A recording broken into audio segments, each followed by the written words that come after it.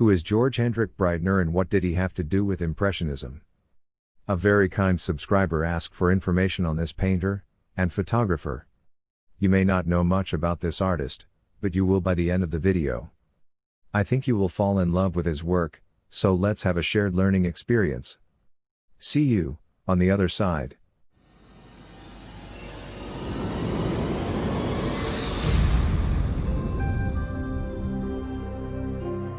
Sunday Painter. Please click and subscribe, hit the like button and don't forget the little bell so you will be the first when we have an inspirational idea. George Hendrik Breitner, 1857–1923, was a Dutch painter and photographer. He was an important figure in Amsterdam Impressionism. Now what is Amsterdam Impressionism? It was an art movement in late 19th century Holland. Its innovative ideas about painting come from the French Impressionists, were introduced into the Netherlands by the artists of the Hague School. So these Amsterdam painters put their impressions onto canvas with rapid, visible strokes of the brush. They focused on depicting the everyday life of the city. Looking at Breitner's work, I find it very immediate, trying to capture the moment, the feeling, which for me is a little less finished than his French counterparts. Not all his works looks unfinished, and I'm not saying that even his simpler paintings are not complete. They have a directness that gives it a flow of life. Breitner painted outside, and became interested in photography so he could document street life and atmospheric effects such as ladies walking down the street while raining. He loved Japonism. Most of the artists of this time studied the Japanese woodblock prints. Japan opened up, and the artists like Breitner studied these prints for form and color. His kimono paintings are my favorite. The movement of line and color. The beauty of the overall painting takes me to another time. I will be showing all of these paintings, plus the photos that he painted from. Breitner was born in Rotterdam, Netherlands, and from 1876 to 1880 he attended the Art Academy in The Hague, where his extraordinary talent was rewarded on various occasions. Painting the everyday life, and thought himself as the painter of the people. Being very interested in capturing movement and illumination of the city.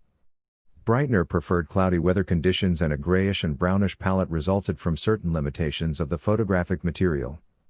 By the turn of the century, Breitner was famous in the Netherlands. Did you know Breitner knew Van Gogh? In 1882, they were introduced by Vincent's brother, Theo. They worked together in The Hague. Van Gogh may have introduced him about painting the common folk. Van Gogh did not like Breitner's work, telling Theo that the paintings looked like moldy wallpaper, though he would get it right in the end. Breitner didn't find Van Gogh's work much better. He thought that Van Gogh's sketches was problematic. Later, 2 years after Van Gogh's death, Breitner wrote about Vincent's work, "I can't help it, but to me it seems like art for Eskimos. I cannot enjoy it. I honestly find it coarse and distasteful, without any distinction, and what's more, he has stolen it all from Malaya and others." We know how it all turned out, 100+ years later. On to the kimono paintings. During the years of 1893 to 1896, Breitner took a large series of photographs of Gogh, one of his favorite models, wearing several different kimonos. The silver prints from that series, which inspired the kimono paintings. There are only 14 known surviving works, which he made from those photos. These photographs didn't replace conventional preparatory work, and he also made many drawings and sketches of these sessions.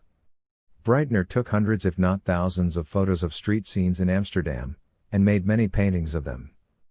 Breitner remained faithful to his original ideal of painting the common people.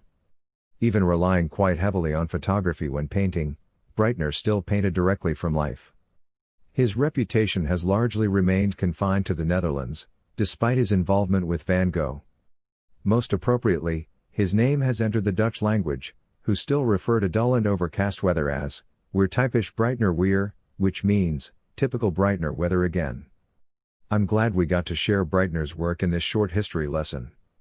There is a lot more to Breitner, and I hope this inspires you to find out more. If you like this, please subscribe for more short art documentaries. Check out some useful links in the description below. Thanks for watching.